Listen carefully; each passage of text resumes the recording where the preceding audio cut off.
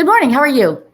I am well, and I just got good news that earnest money form has been signed. So maybe we're going to get our earnest money back. Yay! Oh, good. Good morning. That It's is Kyle good Harvey news. and Rossley. We're with Baird Warner. We're here this week, as every week we are, to talk to you about Chicago real estate. So it's been a couple weeks since we've seen you. We had the 4th of July weekend off. I hope everyone had a great time. I did. Kyle, you had a good 4th of July? Well, I was sick with a cold, but it was a cold and not COVID. So yay! Well, and we haven't had many colds, so it's a reminder that we're back to the real world. Back to the real world where we get sick from time to time. Usually only Exactly. Yes, Yeah. but you had a good time, and it was Yeah. a good weather and a lovely week, and now it's raining. Hi. Yeah, I know, right? And I'm supposed to be shooting video on some new listings tomorrow, and it looks like rain. So I don't know what we're going to do. It's something we don't talk about much, but if it's not sunny, the properties just don't show as well. And if we're doing photographs, we can do blue skies. But if you're doing video, we can't throw in a blue sky. So we'll see what happens. This week, everybody, we have lots to talk about. As is usual, we're going to do our weekly market update. This week, we're going to talk about everything that's happened through end of June. We also are going to talk about some really hot topics, property taxes and 111 Chestnut. At that point, we're going to go into, and this could be a train wreck, but I'm going to try it anyway. We're going to do a ongoing version of somebody updating their home. So you can watch it unfold in real time, and it could be really scary. So we'll talk about that. And then we have a segment called Why Has This Property Not Sold? So lots of stuff going on. Anything you want to suggest or say, Kyle, before we start with the market update? No, I'm excited. Let's go. Let's see. Okay, we've got lots to do. Okay, so here is our Chicago housing market update through June of 2021. And I keep going back to townships. I like townships, but our prices have been steady throughout the last 3 months. Our median sales price is $440,000. We're not seeing a huge increase, but you can see that we've seen an increase over the last 10 years. Let's talk condos. Again, we're going to talk North Chicago and Lakeview Township, our lakefront communities. Here's dollar volume year to date. Did I put in the wrong one? I don't know. Dollar. Yeah, this is not correct, guys. I redid the slide because it was wrong. I'll get back to you with another one next week. Sorry about that. I just knew it was wrong because it shows we're not as high, and the truth is we're crushing it. So I knew that slide was wrong. Okay, this one is right. This is condos, and this is median sales price. North Chicago Township, the median sales price is $395. Lakeview Township, median sales price for a condominium, $347. In terms of price per square foot, North Chicago Township, and again, North Chicago is the river to Fullerton, the lake to the river, $324 per square foot, and Lakeview Township is $267. In terms of month supply, North Chicago, 5.3 months, Lakeview, 2.6 months. Remember, 6 months is a static market, neither a buyer nor seller market. So it's certainly a seller's market in Lakeview and pretty much neither buyer nor seller in North Chicago. Which is a good sign. We've had it be terribly much a buyer's market for a long time. So this is great news. Exactly, great news. Excuse me, I'm breaking it down now, month supply by neighborhood. And again, these are condominiums. So let's look here, Chicago Loop. We're looking at, we're coming down. We're under 10 months now. And the same with the near north, getting close to 8 months inventory there. In looking at the near south side, which is like the South Loop, as you would know it, just over 5 months. And then, of course, Lincoln Park, more of a seller's market. Yep. Down here. Okay, single family homes. Single family homes. Now this slide is accurate. We've done more single family home business year to date than in the previous 3 years, both in, well, I guess in the North Township, it isn't quite as much as 2 years ago, but certainly more than last year. No surprise with COVID. And then in Lakeview Township, more than the previous 2 years. Mhm. Median sales price. The cost of buying a home, if you're in the North Chicago Township, is $1,050,000. Lakeview, $1,125,000. And Lakeview includes Lincoln Park, and North Chicago includes the Gold Coast. Thank you. Yeah, that's exactly right. Now, some of the reason that Lakeview has gotten to be higher is they've had some significant single-family home activity, and you've got the North Chicago, you've got North Center, you've got Lincoln Square, you've got Uptown, some Lakeview, obviously. So that's keeping those prices higher. In terms of months supply of homes for sale, boy, it's hard to find a single family home in Chicago. North Chicago, 3 months worth of supply. Lakeview, 2.7 months of supply. In terms of median sales price, what does it cost me to buy a single family home in various neighborhoods? First of all, in Lincoln Park, the number is $1,700,000. Around $1,400,000 to buy a house in Lakeview. About $1,100,000, what would you say, $1,100,000 to buy a house in North Center, and Westtown is under $1,000,000. And Westtown has Wicker Park and other neighborhoods that are still coming up. So look for that number to increase over time as people improve their properties and resell them. There's a lot of activity going on in Westtown that will make that number rise. Very good point. Absolutely. And why do month supply of homes. Okay. Month supply of homes. The most supply of homes is in Lincoln Park, but still it's only like 3 months worth of inventory. After that, you have Lakeview. Mm-hmm. Fewer homes yet is Westtown. Kyle mentioned Ukrainian Village, Wicker Park, Bucktown. And then North Center has the lowest supply of homes for sale. So that's that. Is North Center near, but doesn't include Avondale and places like that, and Albany Park? It's a little further south of that, right? Yeah, North Center. Think of North Center as being west of Lakeview, mm-hmm. and north of Westtown. Mm-hmm. So, you think of Roscoe Village, that is so hot. St. Ben's, that's North Center. Yeah, those neighborhoods are wonderful places to live, and lots of popular schools there. So that's why single family homes are so fat. And there are lots of single family homes, but they sell. Yeah, no. Absolutely. All righty. Well, so the market is improving so dramatically with how our lives are improving, with the end with vaccinations and the sort of not the end, but the getting better of COVID. Right.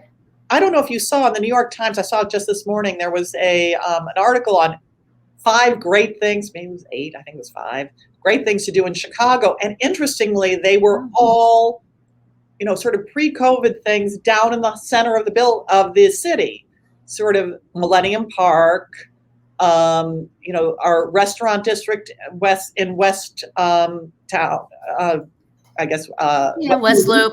Yeah, Fulton Market District, Randolph Street. Yeah.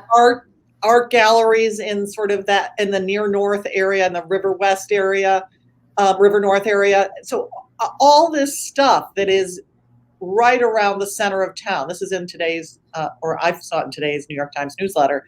So check, first of all, for all you Chicagoans or people who are going to come to Chicago, check it out, because it's very exciting to have a lot to do. But it's also going to mean that those neighborhoods will be seen to be great places to live because they're near all of this energy and activity. So exactly right. Yeah. Well, and that brings up an interesting point. I was really sad over the last year that we didn't have the Grant Park Music Festival. I have gone twice now since it reopened July 4th weekend. So That's one of the most fun things to do in the city, is to be there right in Pritzker Pavilion, hear the 1812 overture, Stars and Stripes Forever, and sit and see the beautiful skyline. It was phenomenal. And then Lizzie and I went again on Friday night to hear Brahms and Vivaldi, and it was sensational. So you're exactly right. We who live in the Loop are looking forward to an invigorated real estate market here due to all this fun stuff. And the lines, I can peek out my window and see the lines are really long to see the Obama portrait show at the Art Institute. So that's another big draw right now.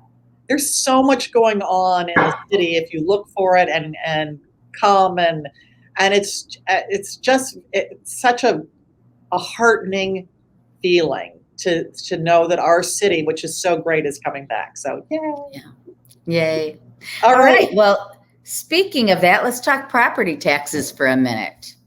Well, apparently, so the Sun-Times reported yesterday that the senior exemption database, or the database of tax assessments, or the tax rolls, they've got errors with their senior exemptions, so much so that they think they might be delaying the tax bills coming out because there are going to be so many errors. So the tax bills, the second half of our 2020, because we all pay our taxes in arrears, our 2020 property tax bills go out usually on July 1, or they arrive July 1. And are due August 1. And are due August 1 or July 30, whatever the date is. And I was happy to not receive mine. Just feels good to have another month. But which I didn't realize was they were planning to mail them for an August 1 delivery. And apparently that may be delayed. And there is some back and forth of whose problem is this? Is this Cook County Clerk, Karen Yarborough, or is this Cook County Assessor Fritz Kage's problem? But in either event, it may be delayed. So, and just in a historical perspective, it used to be that seniors had to apply every year to get their senior exemption, which I would go through my older clients and call them and say, here's a reminder, you need to put it in. And then last year, if I recall correctly, was the first year that it was permanent, supposedly, that once you file it, because we don't get younger as much. I know, as we don't like to. It's our age. but we were, the intent was that you put in your senior exemption and it sticks, just like your homeowner's exemption sticks. Well, here we go. They didn't seem to get that down, did they? No. And you just mentioned something. And for all of you people who own property, take a look at your tax bill this year and make sure that you have a homeowner's exemption on that bill. Because if you don't, you are losing money. And you can go back 3 years once you apply for it and get it. You can go back 3 years, but you can't go back further than that. One. Right. Two. You can do it online now. I just saw because I sent it to a client. Excellent. But two, if you put your house on the market to sell and you do not have, and you live in your home and you do not have a homeowner's exemption, your property is going to look high for taxes because there won't be the exemption taking the amount of the exemption out. And buyers will want you to fix that before closing. So do it now. Save yourself, get a check, save yourself some money. Absolutely. Yeah, for God's sake, don't leave money on the table, people. And if you're not sure how to do that, reach out to us because we can help you get through that process very quickly. Yeah. All right, next up, 111 Chestnut.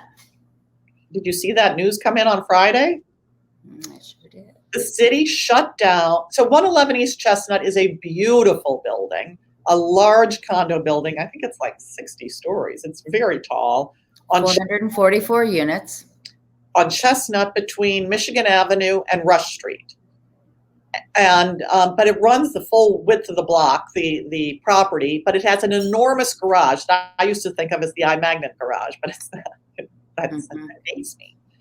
That has needed repairs, and apparently the condo president for 111 East Chestnut, the condo association for that building, owns the garage or owns. That was news to me. I had never known that until I read the article. Well, remember those parking spaces, the public garage is of course public. So he must own the public piece because the garage spaces that owners use are deeded.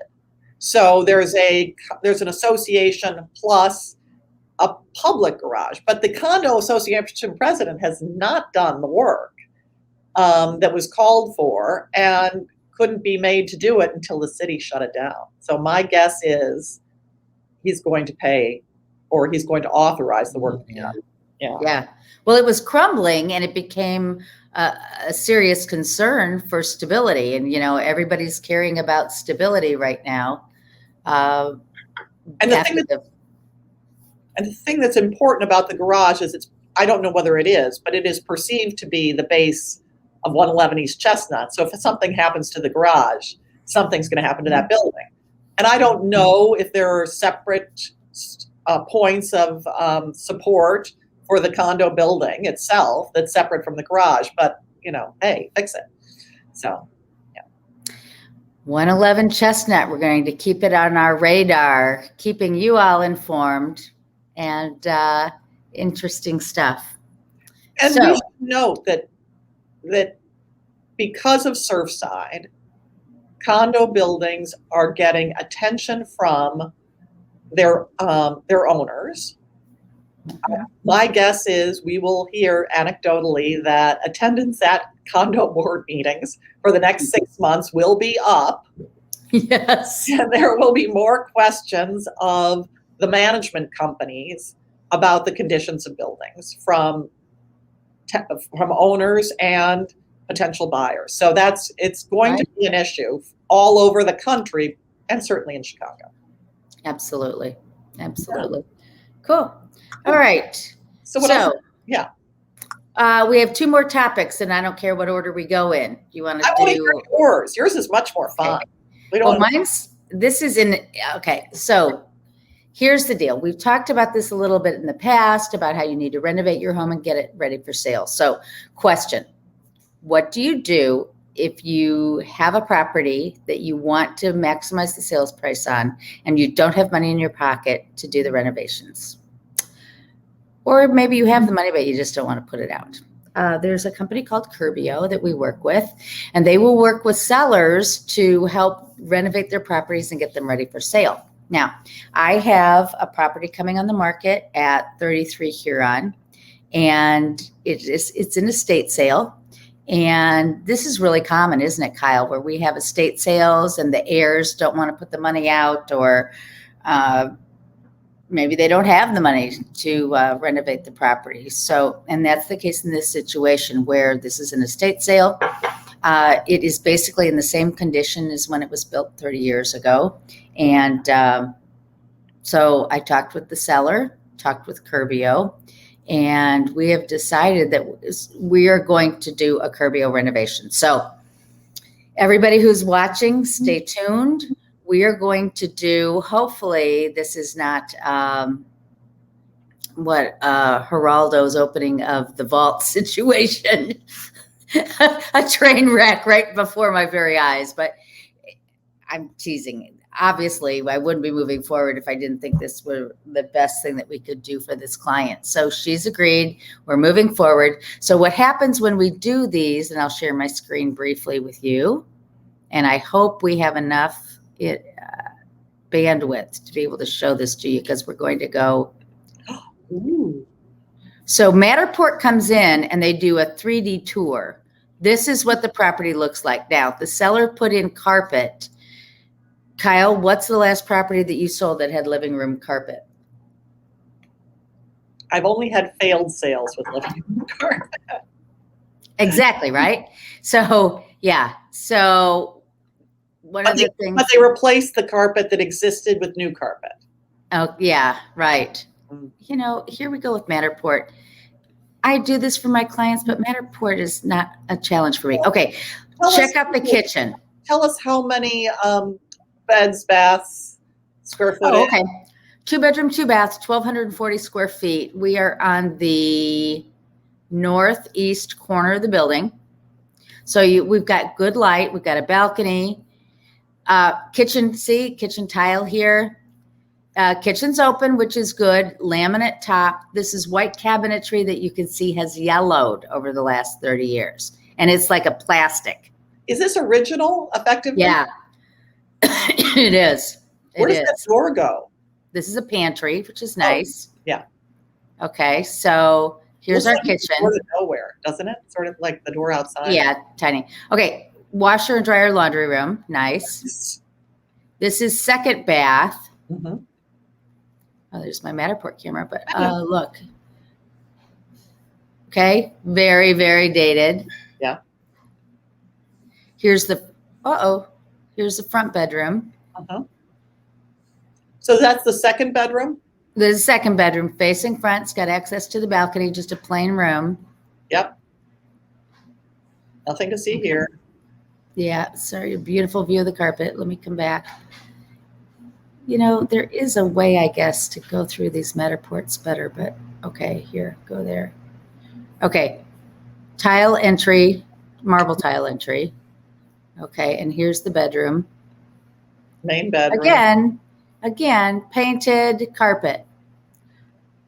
Come through here, we've got closet that way. Here's our master bath. Blue tile. We've got the plastic pan in the shower with the metal shower door. The yellowing cabinets, the laminate top. It's a double vanity, so the floor plan is good. It is really just execution. Cosmetics. It's updated. Yeah. It's got to be updated. Yep. Yeah. So that's the deal. So in terms of numbers, what we think, I'm going to share, what we think is going to happen is without any renovations, if I put it on the market today, we would get $325,000. We're going to put in $65,000 in renovations. We're going to put in a new hardwood flooring. It's not real hardwood, but it's the hardwood, you know, look alike. We're going to totally redo that master bath, put in new shower door. We're going to make the second bathroom look like a nice guest bath. And then we're going to take the kitchen and totally renovate it. We're going to put in quartz or granite countertop, but it's not the old looking granite. And we're going to do new white wood cabinets in there, undermount sink, stainless steel appliances. And then we're staging it. And the staging can be part of the Curbio. So all in, it's going to be $65,000. So that puts us all in at $390,000 in. So I think we can get $550. So I think all that work sounds like more than $65,000. So this is wonderful. Because they choose. So Curbio chooses the finishes. Well, we choose with them. Yeah. So yeah. But they have stock cabinetry and things, so it's at a much reduced price than if you were to go out and shop retail. Exactly. And they know what fits. They know, and they just do it, which is very helpful. Okay, cool. So today we're mid-July essentially. We're sourcing all the materials right now. The renovation is supposed to be completed by September 6th, and then we'll go on the market. They're quick. So I'll bring pictures from time to time over the next few weeks as the project progresses, so you'll be able to see where we are. It's going to be interesting to watch it. Well, let's do a sort of weekly update, just even if it's just oral, like there's a delay or not a delay, the cabinet arriving, et cetera. And one of the things that viewers, you may not know, whenever you do construction in a condo association, you've got to get approval of the board. You've got to go through all of this. So maybe you even share some of those updates. We'll talk about that next week. Very good point, Kyle, because we are in the process of doing that. And I'm watching the commentary go back and forth between the project manager and the building about that. So that's great. Yeah, we'll talk about that next week. Excellent. Okay. Well, shall we do why hasn't this sold yet? Yes. Okay. So share. So remember, this is, I'm going to share window. This. Share.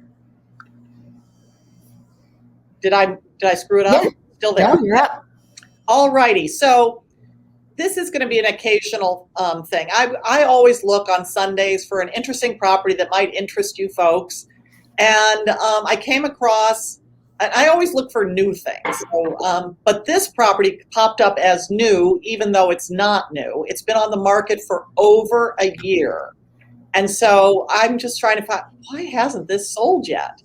And it is a townhouse in Sandburg Village. And townhouses in Sandburg Village tend to sell in the 7s, 8s, 9s, depending on condition. And so this doesn't seem to be a crazy price. It's now priced at $839,000, and it started in the high 8s. It started like $889 over a year ago. And the things that make it great is it's a fee simple townhouse. And tell them what that means. Fee simple townhouse means that you own it top to bottom, meaning you own the land underneath, you own the, it's like owning a house in a sense. Now, that doesn't mean you don't have a homeowners association, but it means you own it like a house. And there'll be some homeowners association rules that you have to play by. Right. But you don't have to pay an association fee. So where I say no HOA means the monthly payment that you owe to the association is zero. That's nice. It's 3 bedrooms, 3.5 baths, almost 2,900 square feet over 3 levels. There's 2-car garage parking. And I think that must be in the garage, the association garage, because I didn't see a garage. And right. So you'll pay for parking. But there's a deck, yard, and courtyard entrance. And the taxes are a little over 17,000, almost 500 a year, which is expensive, but you are in the heart of, the Gold Coast, where Gold Coast meets what they call Old Town. I mean, it's a great, and it's like living in a single family home for 800,000 right in the Gold Coast. So right. And so this is the entrance. This is the view from the courtyard. You will see an entrance also from Clark Street, but it is the backyard entrance, and it's off of Clark Street. And Clark Street there is not crazy busy, so it's actually very pretty. So that gives you a sense of your front door is in this pretty courtyard, and your back door is here. So here's a view of the deck, and you don't have to have this be a deck. You could pull this out and make this a garden. But this person has it as a deck with barbecue. And then there's also, as you can see in the bottom right, there's a downstairs deck also right outside the lower level. So it looks like it's in good condition. Those are wood floors. The walls look in good condition. There are sound systems in the ceiling. This is a fireplace. I didn't show 100 different pictures of this. The kitchen is a galley kitchen. You're seeing the end of the galley, but the galley proceeds to the right. So it's a smaller kitchen, but it's got a window, and the cabinets look like they're in good shape. Here is the bedrooms all are just standard bedrooms. I didn't bother showing you that. But look at the downstairs. This is the lower level. It's a family room. There's a space for a TV. It's a big room. And it's got that door leads to that outside deck. So here's the floor plan, and I'm sorry, it was so small, so I blew it up, and so now it's crazy. But you enter this is the courtyard on the right, and you enter into this big living room dining space with a kitchen and a half bath. Then the second floor has the 3 bedrooms, and the bedrooms aren't enormous, except for the main bedroom is enormous. Look that's just very large. And you could probably build some more closets in there. This must be a closet, but they've taken it out. The one to this part here. But So it's got a lot to say for it. The lower level, again, an enormous family room. They call this a den, but I think this is more of a utility room. It didn't look very pretty in the pictures. But it's a full bath on the lower level. The upstairs has 2 baths, the owner's bathroom and then a second bath, and then a full bath downstairs. And this gives you a sense of all of the outdoor space. Now, we had on page 1, we'll go to the top again. It's well priced. It's got space. It looks like it's in move-in enough condition. Why hasn't this thing sold? And so what's your answer? Why hasn't this property sold yet? I know. I don't. So here's the thing. The owner of this property has decided to effectively do a for sale by owner. He's got it listed with a company called For Sale Realty Advantage, which is one of these companies that lets you list it with a broker, but you do everything and you pay them just a fee for the brokerage putting it on the MLS. And so effectively, when a buyer comes, they're getting shown the property by the owner. And I think there's just less trust. What do you think, Anne? No, I think that's right. One of the things that we aren't privy to is how many times people have requested a showing, and when they request the showing, are they getting access? Because if you can't show it, you can't sell it. And that's one of the things that you and I make sure always that we're available to show all of our listings all the time. So that would be, another question I would have. When you work with one of these agencies, I'm not sure that they provide all of the information. Like, do they have all the or all the association information on the mechanicals and the systems of this property? When were they replaced? Are they up to date? That type of thing. Well, it's the owner who's providing it, because the owner is the guy showing it. Right. Well, unless he's letting them in and walking out the door. We don't know what's going on. But chances are he doesn't have a nice property detail sheet or highlight sheet that provides all that information up front to provide, as you say, the trust the client would expect and want when purchasing a property. It's tough. And I think if this owner wants to sell, he's got to take a hard look at why it hasn't sold and maybe think, I need to bring somebody in, because often bringing a productive agent in means you can sell it at a higher price at a shorter sale time. I mean, this is a new property. There are people looking for these kinds of homes, and yet it has not sold. Yeah. Well, let's watch that and see what happens with that property. I will. Sounds good. All right. Good. Well, we covered a lot of ground today. Everybody, please send us your questions. We'll keep you posted on the projects that are ongoing. And thank you for watching. And what's happening in our city. Yay. See you next week. Bye.